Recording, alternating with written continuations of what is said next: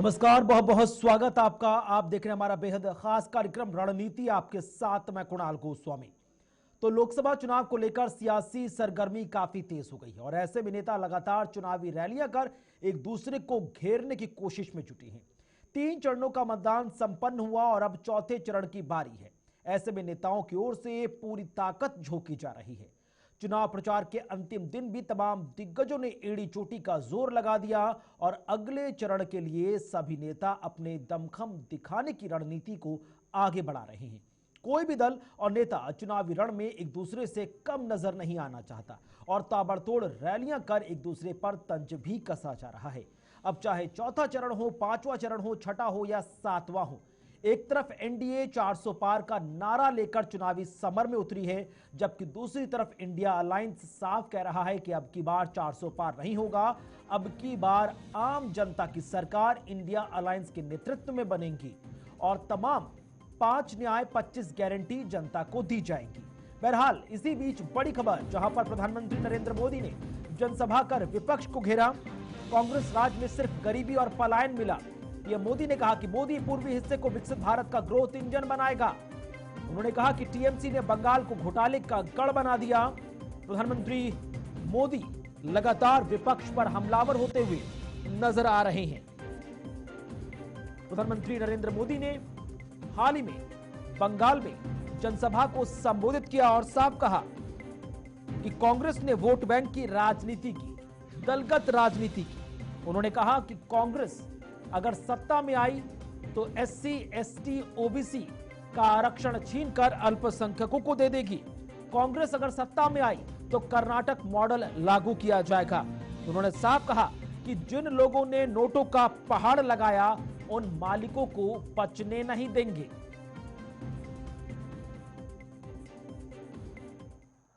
लेकिन आज मैं टीएमसी हो या कांग्रेस या फिर इंडिया अलायंस, मैं डंके की चोट पर बंगाल को 5 गारंटी दे रहा हूं।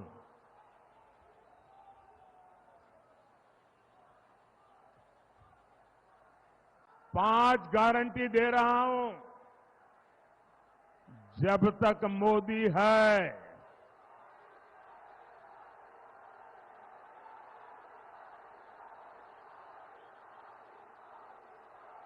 धर्म के आधार पर आरक्षण नहीं दिया जाएगा। दूसरी गारंटी, जब तक मोदी है, एससी, एसटी, ओबीसी का आरक्षण कोई खत्म नहीं कर पाएगा। तीसरी गारंटी, जब तक मोदी है, रामनवमी मनाने से, भगवान राम की पूजा से कोई आपको रोक नहीं पाएगा। चौथी गारंटी, जब तक मोदी है, राम मंदिर पर सुप्रीम कोर्ट का जो फैसला है, उस फैसले को कोई पलट नहीं पाएगा। और 5वीं गारंटी, जब तक मोदी है, सीएए कानून को भी कोई रद्द नहीं कर पाएगा। और आप जानते हैं, मोदी की गारंटी यानी गारंटी पूरा होने की गारंटी। तो सुना आपने प्रधानमंत्री नरेंद्र मोदी पश्चिम बंगाल यानी कि ममता दीदी के गढ़ से किस तरह से विपक्ष को ललकारते हुए नजर आए। तो चौथे चरण को लेकर तमाम जो सियासी तैयारियां हैं और सियासी सरगर्मियां हैं वो काफी तेज हो चुकी हैं। कल चौथे चरण के लिए 10 राज्यों में 96 लोकसभा सीटों पर मतदान होंगे। कड़ी सुरक्षा के बीच 10 राज्यों की 96 सीटों पर वोटिंग होगी। 5 केंद्रीय मंत्री, 2 पूर्व क्रिकेटर भी चुनाव मैदान में नजर आएंगे। तो 5,700 करोड़ की संपत्ति वाला सबसे अमीर प्रत्याशी भी चुनावी मैदान में होगा। तमाम दलों के दिग्गज प्रचार कर पूरी ताकत झोंकते नजर आए। चुनावी रैली हुई, डोर टू डोर कैंपेन हुआ, रोड शो हुआ और एक दूसरे को घेरने में तमाम नेता जुटते हुए नजर आए। तो तमाम तरह की रणनीतियों के बीच अब कल चौथे चरण को लेकर सुबह 7 बजे से 6 बजे तक मतदान होगा और उससे पहले चौथे चरण में जो 96 लोकसभा सीटें हैं वहां पर जो तमाम भिन्न भिन्न राजनीतिक दलों के जो प्रत्याशी हैं उनके दिल की धड़कनें बढ़नी शुरू हो गई है, क्योंकि 5 साल के परफॉर्मेंस पर अब जनता रिपोर्ट कार्ड सबमिट करेगी। और अब इन चौथे चरण में जो सीटें हैं उसको लेकर जो आंकड़े हैं क्या कुछ कह रहे हैं वो आप देखें। कुल 1,717 उम्मीदवार चुनावी मैदान में नजर आएंगे चौथे चरण में। इनमें से 170 महिला उम्मीदवार भी चुनावी मैदान में अपनी किस्मत आजमाएंगी। 1,540 पुरुष उम्मीदवार हैं जबकि 170 महिला उम्मीदवार। महिलाएं केवल 10% हैं। भले ही आधी आबादी की बात की जाती हो लेकिन महिला उम्मीदवारों की संख्या उतनी नहीं है। 21% यानी 360 उम्मीदवार ऐसे हैं जिन पर क्रिमिनल केस भी हैं, लिहाजा जनता यह भी देख रही है। 274 कैंडिडेट्स पर हत्या, किडनैपिंग जैसे गंभीर मामले दर्ज हैं जो चुनावी मैदान में हैं। 476 यानी कि 28% उम्मीदवार ऐसे हैं जो करोड़पति हैं, धन्ना सेठ हैं और आम जनता गरीबों की बात करते हैं। 24 प्रत्याशियों ने अपनी शून्य संपत्ति भी बताई है जो लगातार कह रहे हैं कि भाई हम आम आदमी हैं, लिहाजा धन बल से हमारा साथ नहीं। अब चौथे चरण में देखिए कहां पर कितने प्रत्याशी हैं। भारतीय जनता पार्टी के 70 कैंडिडेट्स चुनावी मैदान में हैं। कांग्रेस के 61 हैं, वाईएसआर कांग्रेस के 25 हैं, समाजवादी पार्टी के 19 हैं, बीआरएस के 17 हैं, टीडीपी के 17 हैं, टीएमसी के 8 हैं, बीजेडी के 4 हैं, आरजेडी के 4, शिवसेना उद्धव गुट के 4, शिवसेना शिंदे गुट के 3 और एआईएमआईएम के 3 प्रत्याशी चुनावी मैदान में कल उनकी किस्मत का फैसला होगा। अब किस पर कितने क्रिमिनल केस हैं वो आप देख लीजिए। भारतीय जनता पार्टी के 40 ऐसे चेहरे जिन पर मामले दर्ज हैं, कांग्रेस पार्टी के 35 ऐसे चेहरे जिन पर केस दर्ज है, वाईएसआर कांग्रेस के 12, बीआरएस के 10, टीडीपी के 9, सपा के 7, टीएमसी के 3, एआईएमआईएम के 3, शिवसेना उद्धव गट के 2, शिवसेना शिंदे गुट के 2, बीजेडी के 2, आरजेडी के 2। तो ये तमाम वो कैंडिडेट जिस पर कहीं ना कहीं केस दर्ज है। इसके अलावा अगर हम अन्य आंकड़ों की भी हम बात कर लें तो वहां पर भी आप देखिए कि किसके कितने करोड़पति प्रत्याशी मैदान में हैं जो गरीबों की बात करते हैं, आम जनता की बात करते हैं, लेकिन उनके खुद के अकाउंट में करोड़ों की अचूक संपत्ति है। भारतीय जनता पार्टी के 65 उम्मीदवार ऐसे हैं, कांग्रेस के 56 ऐसे उम्मीदवार हैं जो करोड़पति हैं, वाईएसआर कांग्रेस के 24, बीआरएस के 17, टीडीपी के 17, सपा के 11, टीएमसी के 7, बीजेडी के 4, आरजेडी के 4, शिवसेना उद्धव गुट के 4, शिवसेना शिंदे गुट के 3 और एआईएमआईएम के 2 उम्मीदवार ऐसे हैं जो करोड़पतियों की श्रेणी में आते हैं। बहरहाल चौथे चरण को लेकर जो 10 राज्यों की 96 लोकसभा सीटों पर मतदान होना है उसको लेकर जो तमाम जरूरी जानकारियां हैं वो हमने आपके साथ साझा की हैं, लेकिन चुनाव प्रचार जोर शोर से चलता हुआ नजर आया। कल भी हमने देखा किस तरह से जगह जगह जमकर जनसभाएं हुई, वोट अपील हुई, डोर टू डोर कैंपेन हुआ, पैम्पलेट्स बांटे गए, रोड शोज हुए, लेकिन अब बारी आम जनता की। 10 राज्य उत्तर प्रदेश से लेकर मध्य प्रदेश, मध्य प्रदेश से लेकर महाराष्ट्र, महाराष्ट्र से लेकर उड़ीसा, उड़ीसा से लेकर तेलंगाना, पश्चिम बंगाल, जम्मू कश्मीर, तमाम महत्वपूर्ण राज्य जहां के मतदाता अब कल चौथे चरण के लिए जो तमाम लोकसभा उम्मीदवार हैं उनकी किस्मत का फैसला ईवीएम में कैद करेंगे। लेकिन उससे पहले तमाम राजनीतिक दल कितने कॉन्फिडेंट नजर आ रहे हैं, क्या उनके मुद्दे आम जनता तक पहुंच पा रहे हैं या उनके द्वारा कही गई बात सिर्फ मंचों तक सीमित रह जा रही है। तमाम नेता जो प्रत्याशी हैं वो कैसे सुनिश्चित कर रहे हैं कि उनकी जनसभाओं में, रोड शो में आने वाली भीड़ वोटों में भी तब्दील होगी।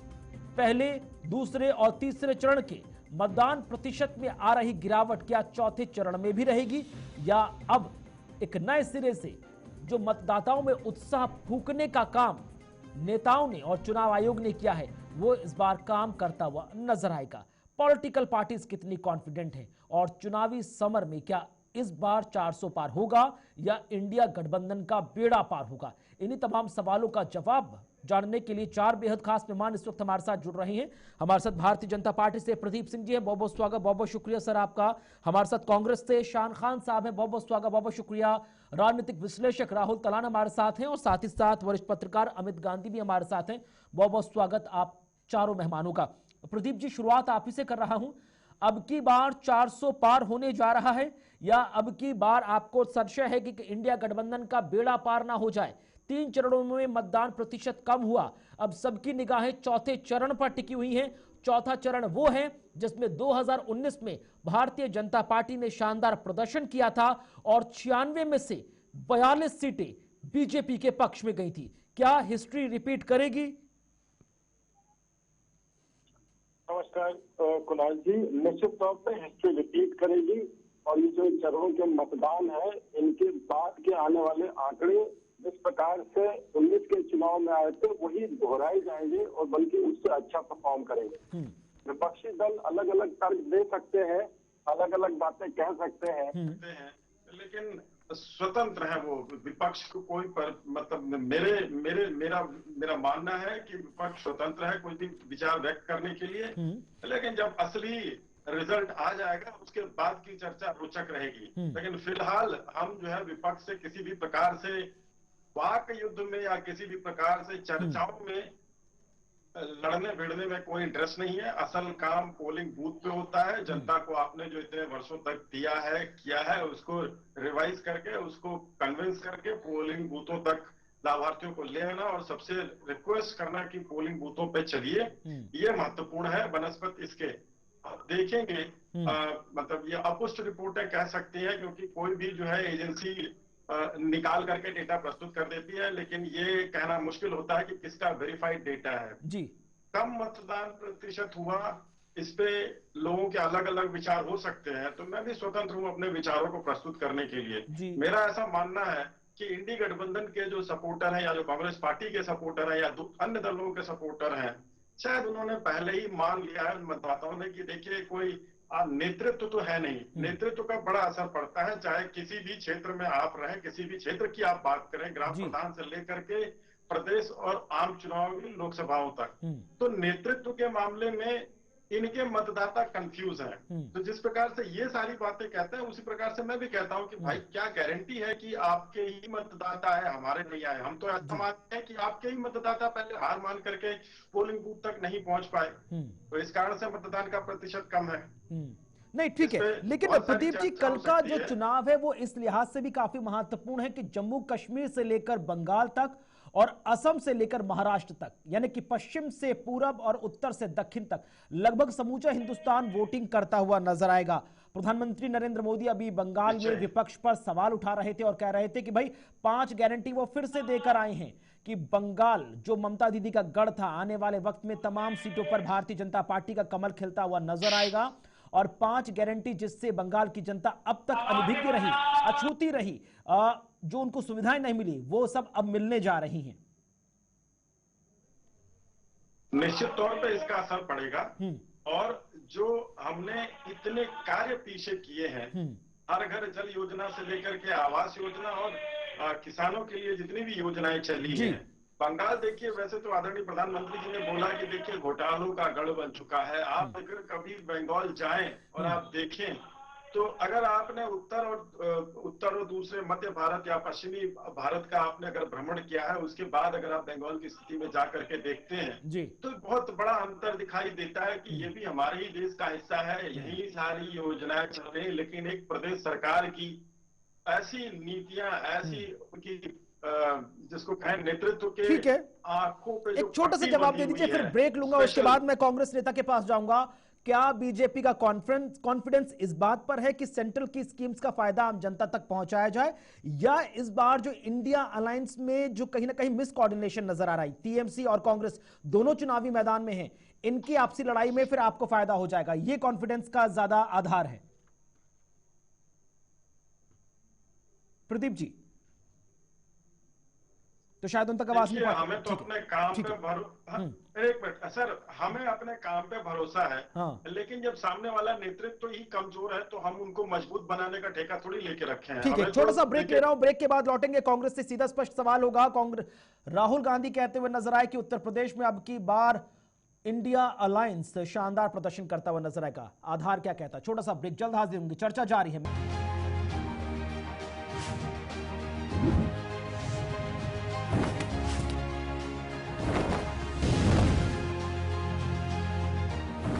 स्वागत है आपका ब्रेक के बाद। तो चौथे चरण को लेकर जो तमाम राजनीतिक दलों की दल की धड़कनें बढ़ी हुई हैं, क्योंकि चौथा चरण निर्णायक भूमिका निभाएगा। ब्रेक से पहले शान खान साहब, आप ही से मेरा स्पष्ट सवाल था कि राहुल गांधी अभी कन्नौज में अखिलेश जी के लिए चुनाव प्रचार करते हुए नजर आए। समाजवादी पार्टी का गढ़ था, लेकिन सबसे ज्यादा समाजवादी पार्टी ने इसी सीट पर लेट किया अपना नॉमिनेशन फाइल करने में। राहुल गांधी कहते हुए नजर आए कि उत्तर प्रदेश में गठबंधन का तूफान आने जा रहा है। भारतीय जनता पार्टी की यूपी में अब तक की सबसे बड़ी हार होगी। प्रधानमंत्री नरेंद्र मोदी अब की अपनी मन की बात तो करते हैं, लेकिन जनता की मन की बात नहीं समझ पाए। कुछ भी कह लीजिए, वो ये भी कहते नजर आए कि इस बार दो दोस्तों की दो भाइयों की जोड़ी कमाल करेगी। अब इस बात की क्या गारंटी कि जो जोड़ी 2017 के विधानसभा चुनाव में कमाल नहीं कर पाई, 2024 में वो नई तब्दीली लाएगी?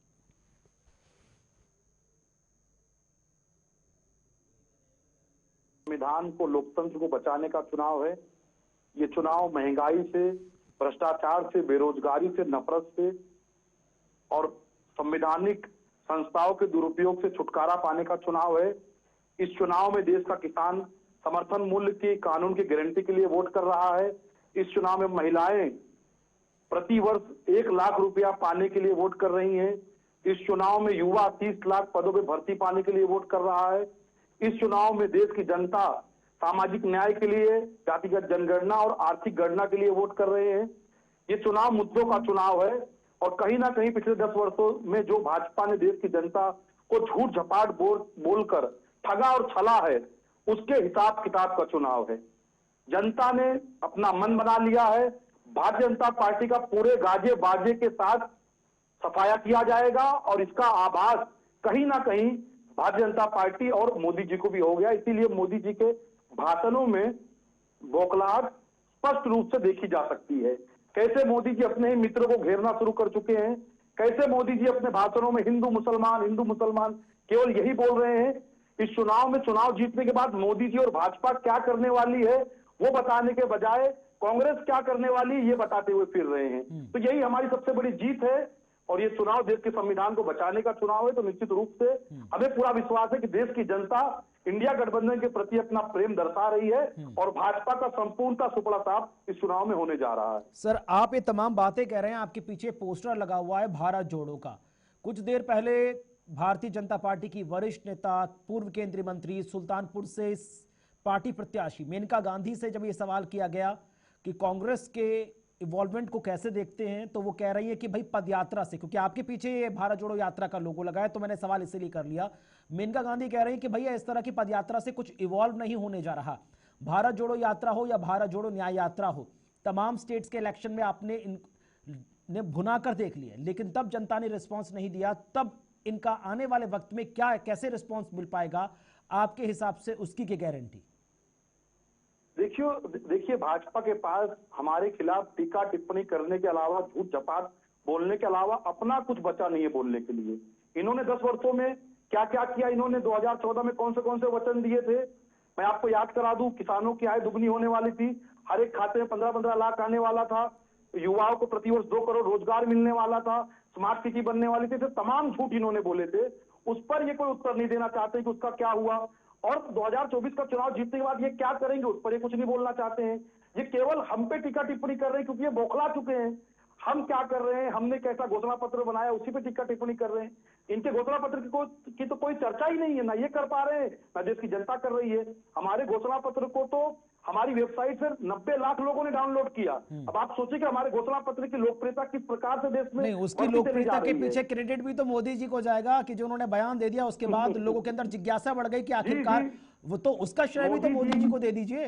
मोदी जी ने जो झूठ झपाट बोला, जो परपंच किया, ठीक है, उसके कारण कहीं ना कहीं जनता को ये लगा कि भाई पढ़ना चाहिए, इसीलिए हो सकता है हमारा घोषणा ठीक है। पत्र और राजनीतिक डाउनलोड विश्लेषक हुआ हो। राहुल मानता तलान हूं जी इस हमारे बात साथ को जुड़े हैं, लगातार कई वर्षों से लगातार चर्चा करते रहे हैं, ग्राउंड जीरो पर जनता की नब्ज भी टटोल रहे हैं। सर, चौथे चरण में हम पहुंच रहे हैं, लगभग आधी सीटों पर मतदान संपन्न हो गया है। किस तरफ जाते हुए इस पूरे चुनाव को देख रहे हैं? क्या वाकई में अब की बार 400 पार होने जा रहा है या इंडिया गठबंधन का बेड़ा पार होने जा रहा है? होने जा रहा है। अगर जो कोई ये सोच रहा है कि 400 पार होने वाला है, 400 पार एक बस मुझे लगता है कि वो भी जुमला था कि लोगों को थोड़ा मनोवैज्ञानिक दबाव बनाने का कि हमारे पास 400 सीटें हो जाएंगी, लेकिन 400 पार की कहीं कोई ऐसी लहर दिखाई नहीं देती। आपको बताइए कि जो पिछले चरण में जो मतदान हुए उनमें लोगों का कितना इंटरेस्ट रहा है, और कम इंटरेस्ट की वजह से लोगों को कहीं ना कहीं फर्क पड़ा है कि, और वो ऐसा नहीं है कि किसी इस चरण में बढ़ने जा रहा है। तो या तो आप उसके बहुत सारे रीजन गिना सकते हैं कि धूप बहुत ज्यादा है, गर्मी ज्यादा है, गर्मी में मतदान हो रहा है, या फिर लोग निकलना नहीं चाहते हैं, लोगों ने ये भी एक कारण हो सकता है कि लोगों को पता है कि मोदी आ रहे हैं तो मतदान करने नहीं जा रहे हो, कि मोदी वापस रिपीट कर रहे हैं, या बदलाव के लिए मतदान भी हो सकता है। लेकिन अगर जो ऐसा है कि बीजेपी बिल्कुल एकदम सुपड़ा साफ हो जाएगा जैसे शाह खान बोल रहे थे, मुझे ऐसा नहीं लगता है कि सुपड़ा साफ होने वाला है। सरकार बीजेपी बनाएगी, सीट कम हो सकती है, इसमें कोई दो राय नहीं है कि सीट कम होने वाली है बीजेपी की। यूपी में अखिलेश यादव अच्छा परफॉर्म करेंगे, ऐसा नहीं है कि वो बहुत ज्यादा अच्छा परफॉर्म कर जाएंगे कि 5 से 10 हो सकते हैं, 15 हो सकते हैं, लेकिन इससे ज्यादा नहीं होगा। फिर वो जो बसपा वाली सीटें वो बीजेपी के जो पहले जो बसपा के पास थी वो बीजेपी के खाते में चली जाएंगी। तो एक तरीके से वो जो है स्थिति कुछ बदलेगी नहीं। हाँ, समाजवादी पार्टी के जो सांसद हैं उनकी संख्या जरूर बढ़ेगी, इसमें कोई दो राय नहीं है। मध्य प्रदेश में बीजेपी अच्छा परफॉर्म करेगी, बीजेपी को कहीं से डेंट आने वाला है, तो थोड़ा बिहार से आने वाला है, थोड़ा नॉर्थ ईस्ट से आएगा और थोड़ा महाराष्ट्र से आएगा। बाकी और कहीं से बीजेपी को कोई डेंट दिख नहीं रहा है। अगर जो अब ऐसा तय हो, उसकी भरपाई हो सकता है कि तेलंगाना से कर दें, कर्नाटक से कर दें, या केरल से एक सीट निकाल लें, या तमिलनाडु से 1-2 सीट निकाल के भरपाई कर सकती है बीजेपी। लेकिन ये भी क्लैरिटी है कि अब लोगों को ना एक ये भी हमें समझने की जरूरत है कि मोदी लोकप्रिय नेता है, इसमें कोई शक नहीं है, कोई दो राय नहीं कि वो सबसे ज्यादा लोकप्रिय नेता है अभी भी। उनकी टक्कर में कोई दूसरा नेता कहीं भी नहीं है। बीजेपी से कुछ गलतियां हुई हैं, उन्होंने सांसदों को किया है, उनकी बगैर रिपोर्ट जाने क्या वो क्षेत्र में थे या नहीं थे। बीजेपी का मौका था कि नए लोगों को इंट्रोड्यूस करती पॉलिटिक्स में और पुराने लोगों को हटाती, क्योंकि बहुत सारे सांसद अपने क्षेत्र से बाहर रहे हुए कभी दिखाई नहीं दिए। 5 साल में लोगों ने उनको देखा नहीं। अगर जो 5 साल के सांसद हैं, 10 साल से सांसद वालों को भी लोगों ने नहीं देखा। जो है वो सांसदों के खिलाफ है, प्रधानमंत्री के खिलाफ है, बीजेपी के खिलाफ नहीं है। और अगर जो ये एंटी इनकम्बेंसी काम करती है तो बीजेपी को लॉस होने जा रहा है, इसमें कोई दो राय नहीं है। सवाल ये है कि बीजेपी की जो अपनी, देखिए मुझे पहली बार ऐसा लग रहा है इस चुनाव में कि बीजेपी की जो अपने सर्वे मशीनें या जो भी वो सर्वे कंपनीज हैं या फिर जो रिपोर्ट लेते हैं ये अपने संघ से और उससे, इस बार रिपोर्ट सही नहीं गई है और वो चीजें कॉम्प्रोमाइज हुई है कहीं ना कहीं। जो रिपोर्ट जानी चाहिए थी सेंट्रल लीडरशिप को, वो रिपोर्ट नहीं गई है। इसीलिए सांसद जो हैं जिनको रिपीट किया गया है, जो कि लोकप्रिय नहीं थे, सिर्फ मोदी के नाम पे जीत रहे थे, उनके खिलाफ एंटी इनकम्बेंसी है। देखने वाली बात ये होगी कि उस एंटी इनकम्बेंसी पे कैसे पार पाई जाएगी। क्या जनता उस मोदी के नाम पे उस एंटी इनकम्बेंसी को झेल जाएगी या फिर हटाने का मन बना चुकी है, वो अलग चीज है, वो परिणाम के बाद पता चलेगा। ठीक है, अमित गांधी जी इस वक्त हमारे साथ लगातार जुड़े हुए। अमित जी, अब तक के इस पूरे इलेक्शन को आप किस तरह से एनालाइज कर पाए हैं? शुरुआत में कहा जा रहा था कि मुद्दा विहीन चुनाव है क्योंकि 2014 में अब की बार बहुत हुई महंगाई की बार, फिर 2019 में हमने देखा था कि सर्जिकल स्ट्राइक जैसे मुद्दे गूंजते नजर आए, लेकिन इस बार शुरुआत होती है राम मंदिर और धारा 370 से, उसके बाद मंगलसूत्र आ जाता है, फिर इनहेरिटेंस टैक्स आ जाता है, फिर आरक्षण आ जाता है। जैसे जैसे चरण आगे बढ़ रहे हैं मुद्दे बदलते जा रहे हैं। क्या मुद्दे या जनता की नब्ज पकड़ने में पॉलिटिकल पार्टीज कामयाब नहीं हो पाई या फिर जनता बहुत ज्यादा साइलेंट हो गई है, वो बिल्कुल भी अनुभव नहीं करने दे रही पॉलिटिकल पार्टीज को कि आखिरकार वो किस तरह से वोट करने जा रही है? क्या जनता में वो अब उत्साह नहीं बचा? यही कारण है कि अबाउट 45 to 50% जनता बिल्कुल इस लोकतंत्र के महापर्व में अपनी भूमिका नहीं निभा रही। देखिए, जनता बहुत समझदार है और जनता सब समझ रही है। आप मोदी जी की भाषा सुनिए, आप जैसे अपने ओपनिंग किया और मोदी जी की भाषा आपने देखा, मुद्दे क्या है? मुद्दे विहीन हो चुके हैं। नवरात्रि में कैसे निकाला जाएगा, सीए पे कोई नहीं होगा, राम मंदिर पे मतलब वो डिसीजन को नहीं बदला जाएगा।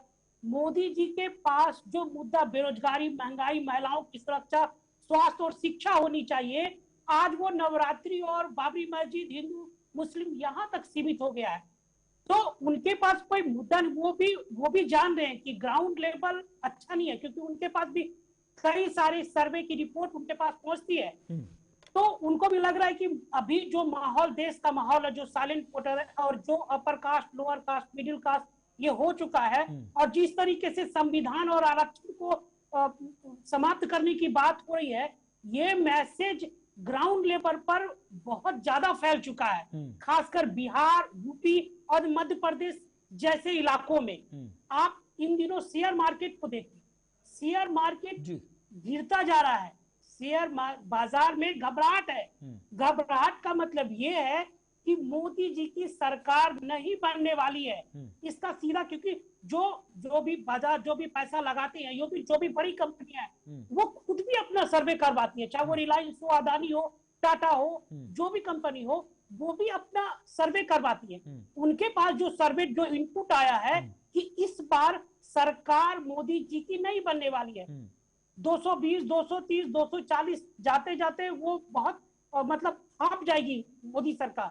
यही वजह है कि मुद्दा विहीन हो गया है। और जो विपक्ष है, चाहे वो तेजस्वी की बात हो, अखिलेश जी की बात हो या राहुल गांधी की बात हो, उन्होंने संविधान और आरक्षण, आप देखो कल केजरीवाल ने भी इसी मुद्दे पे टारगेट किया है, आरक्षण और संविधान, जो कि बहुत बड़ा एक मुद्दा है और जो आम लोगों से जुड़ा हुआ है। और जो एक बड़ी आबादी है, 85% जो आबादी है, वो संविधान और आरक्षण के आसपास घूमती है।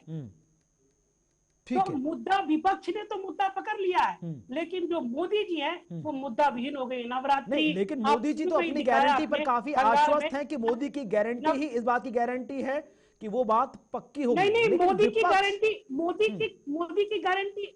गारंटी है कहाँ? वो गारंटी की बात कहाँ कर रहे हैं? ना शिक्षा की बात कर रहे हैं, न रोजगार की बात कर रहे हैं। इसी पर अगला सवाल प्रदीप सिंह से होगा, लेकिन उससे पहले छोटा सा ब्रेक ले रहा हूं और ब्रेक के बाद लौटूंगा तो सीधा सवाल भारतीय जनता पार्टी के नेता से होगा कि जो चुनावी कैंपेन ज्ञान जैसे फॉर्मूले से शुरू हुआ था, वो आखिरकार आते आते आरक्षण और पाकिस्तान पर कैसे जा पहुंचा। छोटा सा ब्रेक, जल्द हाजिर होंगे। लगातार रणनीति का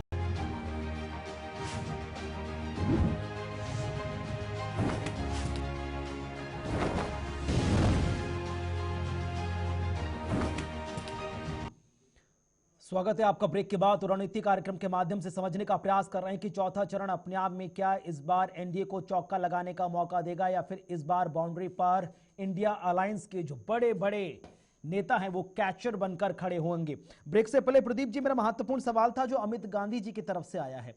वो साफ कह रहे हैं कि भारतीय जनता पार्टी का चुनावी कैंपेन ज्ञान जैसे फॉर्मूले से शुरू हुआ था, जिसमें गरीब था, युवा था, अन्नदाता था और नारी थी। लेकिन चुनाव जैसे जैसे आगे बढ़ा, ये विरासत टैक्स, पाकिस्तान, मंगलसूत्र, आरक्षण जैसे मुद्दे क्यों बीजेपी नेताओं की जुबान पर आ गए सर?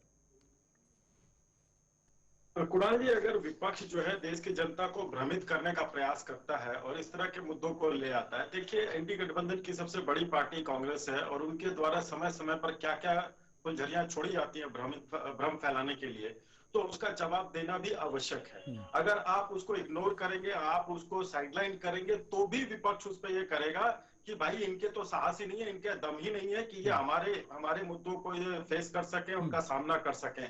तो इन जैसे सवालों को अगर लेवल प्लेइंग फील्ड पे आप अगर सामने वाले को छोड़ देते हैं तो उसका मन बढ़ जाता है और उसी का कारण है। देखिए विपक्षी दल, एक तो सबसे पहले आज अगर आप देखें कांग्रेस के एक बड़े नेता का ऐसा बयान आया है कि हमें बड़ा बड़ा नोट मिला होता, जो कि नेता विपक्ष रहे हैं, विपक्ष के नेता रहे अधीर रंजन चौधरी जी। और ये कोई डॉक्टर्ड वीडियो नहीं है, या ये इसको बोला कि कोई डीप फेक बना दिया गया। अगर कांग्रेस के पास है उसका तर्क तो उसका जवाब दें। आप बोलिए कि आप औद्योगिक घरानों का नाम लेके कहते हैं कि हमारे पास पैसा आ गया होता तो हम सदन में सवाल नहीं पूछते। तो ये क्या लोकतांत्रिक व्यवस्था में मजाक है, या इनकी पूरी कैंपेन ही मजाक है? आखिर चाहते क्या है? इसका मतलब ये हुआ कि राहुल जी को पैसा पहुंच गया है और वो अब नाम नहीं लेते अडानी अंबानी का। तो क्या समझा जाए, क्या इस पे विचार किया जाए? हम अपने कैंपेन को आगे लेके चल रहे हैं, हमारा घोषणा पत्र स्थायी है, हम उसी पे काम कर रहे हैं और जनता को हमने उस पे कन्विंस करने का प्रयास किया है। लेकिन अगर विपक्ष अगर लेवल से नीचे जाएगा तो हम उनको छोड़ेंगे थोड़ी। आखिर जनता को जागरूक करना भी तो एक दल, राजनीतिक दल का काम होता है।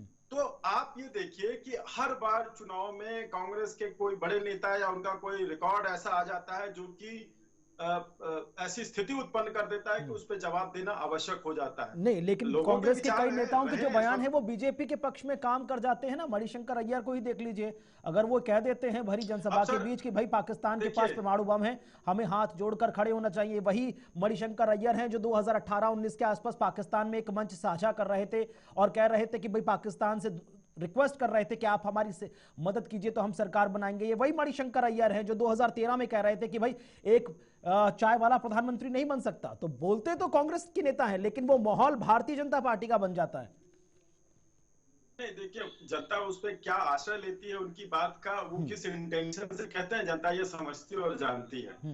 माहौल बन जाना, अब देखिए चुनावी रैलियां होती है, चुनाव प्रचार होते हैं, जनता एक दूसरे से मदद, राजनीतिक कार्यकर्ता जनता के बीच में जाते हैं, बात करते हैं, कन्विंस करते हैं, माहौल तो उन सबसे भी बनता है। लेकिन अगर अब इस तरह की लोग बड़बोलेपन करेंगे, नुकसान उनका होता है। हम नहीं चाहते कि हमारे लिए कोई और कार्य करे। हमारे कार्यकर्ता, हमारा काडर पर्याप्त है जनता को ये समझाने के लिए कि हम जो है देश के विकास, सुरक्षा और प्रगति पे बात कर रहे हैं, काम कर रहे हैं। लेकिन अगर इनकी तरफ से बात आएगी तो उसको कौन छोड़ेगा? आप बताइए, क्या कोई भी विवेकशील व्यक्ति अगर चर्चा में बैठा है, और तो शांत रहना अच्छा होता है कुछ जगहों पे, लेकिन राजनीतिक जीवन में, लोकतांत्रिक व्यवस्था में शांत रहना अच्छा नहीं होता। अन्यथा तो अभी पॉक ऑक्युपाइड कश्मीर है जिसको कि हम लेने जा रहे हैं, और भी घुसपैठिए घुस जाएंगे, जबकि एक दल पूरा निमंत्रण देता है कि आप आइए, हमें वोट दीजिए और अंदर आते आइए।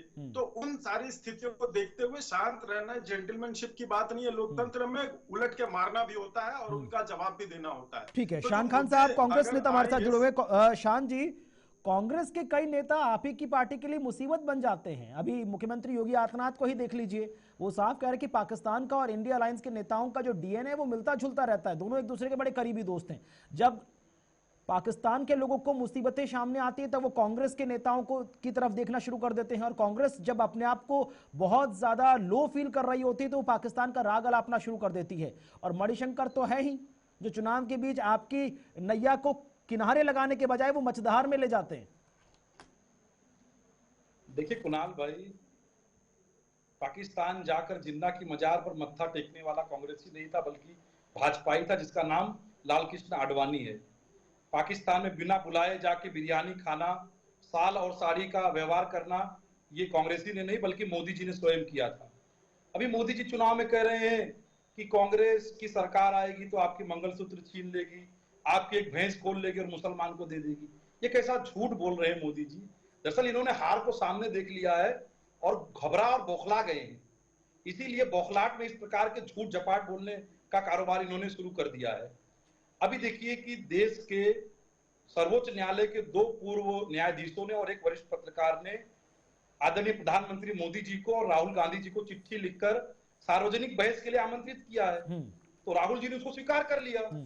तो मोदी जी भी सामने आए। यदि मोदी जी के पास कोई योजना है, 10 वर्षों में उन्होंने काम किया है और वो देश की जनता के लिए विकास करना चाहते हैं, तो वो खुली बहस का निमंत्रण स्वीकार करे। ठीक है, आए भाग क्यों रहे हैं प्रदीप जी सुप्रीम कोर्ट के एक्स जस्टिस मदन लोकुर जी, हाई कोर्ट के retired chief justice AP Shah साहब और पत्रकार N राम जी की तरफ से संयुक्त पत्र लिखा गया है, और शान खान साहब कह रहे हैं कि कांग्रेस के नेता राहुल गांधी तो मंच साझा करने जा रहे हैं, चाहते हैं, लेकिन मोदी जी की तरफ से कोई रिस्पांस नहीं आ रहा, थर-थर कांप रहे हैं। ठीक है, सुन लीजिए, प्रदीप जी हैं, घिट्टी बन चुकी है। कुणाल जी, बचपन में आप क्रिकेट खेले थे कभी? जी खेले थे क्रिकेट, जी। कैनवस की बॉल पे one tip one hand catch out होता था जी। कोई दो संकरी गलियों के बीच में क्रिकेट खेलने वाला खिलाड़ी अगर सचिन तेंदुलकर को आके बोले कि मैं तुम्हें आउट कर दूंगा, तो सचिन जी क्या उसकी बात का ध्यान देंगे क्या? यहाँ गली क्रिकेट खेलने वाले कितना अहंकार है इनको, देखिए कुणाल भाई कितना अहंकार है इनको। इनको लगता है कि इस देश में कोई ऐसा व्यक्ति ही नहीं जिससे मोदी जी बहस करे, तो ये इनका अहंकारी तो बोलता है। अरे ये इनका अहंकारी तो है, आदमी से इनको चर्चा लगता है होती है कि मोदी जी इतने विदेश है कि देश में कोई व्यक्ति उनके कद का है ही नहीं, तो ये अहंकारी तो है। यही अहंकार, यही घमंड रावण को भी लेकर से बात होती है, यही अहंकार भाजपाइयों को लेकर डूबेगा।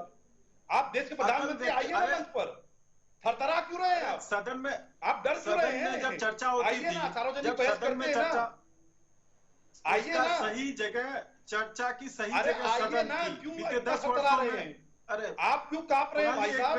10 वर्षों तक सत्ता में रहे हैं ना, आपने विकास किया था ना, आइए ना, लोकतंत्र में, अरे आज आइए ना सदन मंच पर, होता है। थरथरा क्यों रहे हो आप? ठीक है, शांत सुन लीजिए मोदी जी की स्थिति ऐसी हो गई है, ऐसे से कांप रहे हैं मोदी जी, ऐसे से कांप रहे हैं। ठीक है, ऐसे से उनका हाथ उछल रहा है मोदी जी का, ऐसे से घबरा रहे हैं, ऐसे कांप रहे हैं मोदी जी, राहुल जी जीत के उनका हाथ पांव ऐसे से हो रहा है, सदन में ऐसे से उनका हाथ पांव हो रहा है।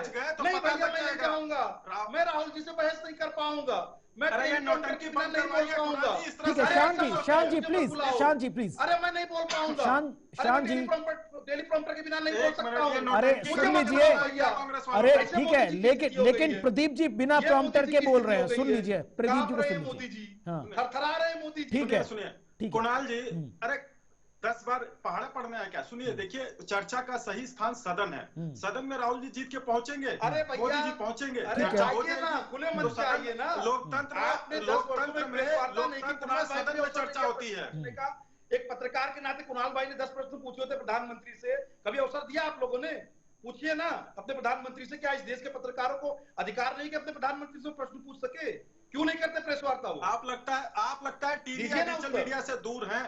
शान जी मैं कहूंगा कि अगर टीवी में केबल का रिचार्ज खत्म हो गया है, 10 वर्षों में केबल का रिचार्ज खत्म हो गया, तो एक बार बताइए मैं रिचार्ज करा देता हूं। क्यों डरते हैं? केबल का रिचार्ज खत्म हो गया है, ठीक है, लेकिन राहुल जी, ठीक है, लेकिन राहुल तलान जी, ये जो 3 माननीय लोगों का पत्र गया है, जिसके बाद से सियासत में एक चीज और चर्चा का विषय बन गई है, आपको लग रहा है कि यहीं तक सीमित रह जाना चाहिए, या वाकई में जो मेरा सवाल था प्रदीप जी से कि क्योंकि कांग्रेस ने भी शुरू किया था ना, पीडीए से शुरू किया था कांग्रेस ने, समाजवादी पार्टी ने अपनी चर्चा का, अपने इलेक्शंस का। 5 सेकंड चाहूंगा, हाँ ठीक है सर, 5 सेकंड चाहूंगा। ये जो पत्र लिखा गया था, इसी प्रकार का एक पत्र अमेरिका को भी भेजा गया था कि मोदी जी को वीजा न दिया जाए, वो अब इतिहास हो गया। तो इस तरह के पत्रों की व्यवहारिकता लोकतांत्रिक व्यवस्था में सदन में चर्चा होती है, मोदी जी का सदन में चर्चा होती है, मोदी जी डन, ठीक है। लेकिन राहुल जी, और मैं ओके डन, ठीक है सर, एक सेकंड, अब मेरे पास समय कम है, एक रिएक्शन ले दीजिए प्लीज। 2 मेहमान और बैठे हुए हैं, उनके समय का भी सर हमारे लिए बहुत ज्यादा बहुमूल्य है। राहुल जी, इंडिया अलायंस की तरफ से पीडीए से शुरू हुआ था चुनाव, पिछड़े दलित अल्पसंख्यक, अब देखिए वो संविधान लेकर घूम रहे हैं तमाम जगह कि अगर भारतीय जनता पार्टी सरकार में आ गई तो संविधान समाप्त कर देगी। भारतीय जनता पार्टी की तरफ से ज्ञान फॉर्मूले का आगाज हुआ था, अब किन मुद्दों पर हो रहा है? आपको लग रहा है कि भाई वाकई में समय के साथ यहां पर खुद पॉलिटिकल पार्टीज कंफ्यूज हो गई कि कहां से शुरू करना था, कहां खत्म करना था? नहीं देखिए, हर कोई भी चुनाव इस देश में गरीबी और बाकी इन्हीं चीजों पे तो हुए। अभी तक क्या गरीबी चली गई? शिक्षा का स्तर क्या विश्व स्तरीय हो गया? भारत में सड़कें विश्व स्तरीय हैं? अभी तक सारे चुनाव इन्हीं पे हुए। ये सब बेकार के मुद्दे हैं। देखिए चुनाव उन्हीं पे होने हैं जिन पे होने हैं, और चुनाव कोई ऐसी चीज नहीं है। देखिए इतने लंबे समय चुनाव चलते हैं तो strategy time to time change होती रहती है, और ऐसा नहीं है कि आरक्षण खत्म करने के लिए बीजेपी ने कोई कदम नहीं उठाया है ऐसा, और या संविधान खत्म करने के लिए बीजेपी ने कोई कदम नहीं उठाया है। अगर इस देश में सबसे पहले संविधान को कुचलने की कोशिश की गई थी तो कांग्रेस के द्वारा की गई थी। बीजेपी का कोई ऐसा एक्ट दिखता नहीं है। जहां तक देखिए एन राम और जस्टिस लोकुर की बात है, देखिए भारत में ना अमेरिका जैसी चुनाव प्रणाली नहीं है कि जहां दोनों कैंडिडेट आए और वो करें। संसद है, संसद में कई बार मोदी जी का और राहुल जी का आमना सामना हुआ है, वहां हमने देखी है किसकी वाकपटुता कितनी है, और वो सबको पूरे देश ने देखी है, और फिर बहुत लंबी चर्चा भी हुई है उनपे, तो वो भी पता चल जाता है। लेकिन संसद में सर चर्चा कहाँ हो पाई? मैक्सिमम टाइम तो कांग्रेस या विपक्ष वॉकआउट करता हुआ नजर आया, और जब वॉकआउट करने का मन नहीं था तो उन्हें सस्पेंड कर दिया गया। कुणाल जी, जस्ट एन राम का भी हमको पता है कौन सी आइडियोलॉजी फॉलो करते हैं। अब जब जस्टिस पॉलिटिक्स में आने लगे तो लोकुर जी भी अपना देख ही रहे होंगे, कहीं भविष्य कहीं सेट हो जाए। सवाल ये है कि जो अभी तक मतलब इस देश में न्याय प्रणाली में जो सुधार होने थे, सुप्रीम कोर्ट और जो चीफ जस्टिस जैसे डिसाइड हो रहे हैं इस देश में, कुछ फैमिलीज के आसपास पूरी न्यायिक व्यवस्था घूम रही है, उनमें सुधार की जरूरत है। और ये जो भी चीफ जस्टिस बनते हैं या सुप्रीम कोर्ट के जस्टिस होते हैं, इन्होंने ना बकौती मान लिया इस कानून को कि वो जो चाहेंगे करेंगे। रिटायरमेंट के बाद भी उनको मलाई चाहिए, उससे पहले भी मलाई चाहिए, इनको बहुत सारे प्रिविलेजेस चाहिए और उन प्रिविलेजेस का ये मजे करते हैं। और देखिए, और ऐसा नहीं है कि कमाल की बात, इस देश में लोकतांत्रिक बात होती है और जस्टिस जो भी, चाहे वो बीजेपी में गए हो या कांग्रेस में जाए, या कांग्रेस के लाभ लें या बीजेपी से लाभ लें, उनको तो न्यूट्रल होना चाहिए ना। और न्यूट्रल दिखते नहीं है। हमारी न्याय प्रणाली पे बहुत सारे सवाल खड़े हो जाएंगे अगर जो ऐसे ही ये सारी एक छोटा सा जवाब अमित जी से, उसके बाद कार्यक्रम का समापन। अमित जी, कांग्रेस पार्टी के नेता जगह जगह जा रहे हैं तो कॉन्स्टिट्यूशन यानी संविधान की किताब दिखा रहे हैं और एक साइकोलॉजिकल गेम है या उसे डर की राजनीति कह सकते हैं कि बीजेपी अगर सत्ता में तिबारा हो गई तो संविधान समाप्त कर देगी, चुनाव नहीं होंगे। और बीजेपी के तमाम नेता जहां मंचों पर जा रहे हैं वहां पर भी साइकोलॉजिकल गेम या डर की राजनीति हो रही है कि अगर कांग्रेस सत्ता में आ गई तो एससी एसटी ओबीसी का आरक्षण उठाकर अल्पसंख्यकों को दे दी जाएगी। क्या ये जो साइकोलॉजिकल गेम है या डर की राजनीति हो रही है, जो मुद्दे इसके इर्द गिर्द घूमते नजर आ रहे हैं, ये कामयाब होंगे या फिर आप जो एनालाइज कर रहे हैं ग्राउंड जीरो पर, जनता बहुत स्मार्ट है, समझ रही है कि किन मुद्दों पर वोट देना और किन मुद्दों को सिरे से नकार कर उखाड़ फेंकना है? नहीं, इस डर की शुरुआत कहां से हुई आप इसको देखिए। डर की शुरुआत हुई बीजेपी के नेताओं के द्वारा। वो खुद उनके द्वारा बोला जा रहा है कि हमें 400 सीट चाहिए, आप हमें 400 सीट दोगे तभी संविधान बदल सकते हैं। तो शुरुआत वहां से हुई और इसको बीजेपी और कांग्रेस वालों ने पकड़ लिया है। और जहां तक लोगों को लगता भी है कि जिस तरीके से मोदी और अमित शाह इन 10 सालों में मतलब एक तानाशाह की तरह देश में शासन कर रहे हैं, चाहे वो मीडिया हो, चाहे वो व्यापार हो, चाहे वो आम जनता हो, सभी को उन्होंने मतलब दबा कर रखा अभी तो हुआ है। कांग्रेस की बात है ना कि वो कह रही है कि भाई देश में तानाशाही चल रही है, इतने तमाम बयान देने के बावजूद अगर वो प्रधानमंत्री के पद पर बैठे चेहरे को भी चोर की संज्ञा दे देते हैं और वो मीडिया दिखा रहा है, हर जगह नजर आ रहा है, उसके बावजूद डिक्टेटरशिप है, तो सर ये तो बड़ी बेईमानी हो जाएगी।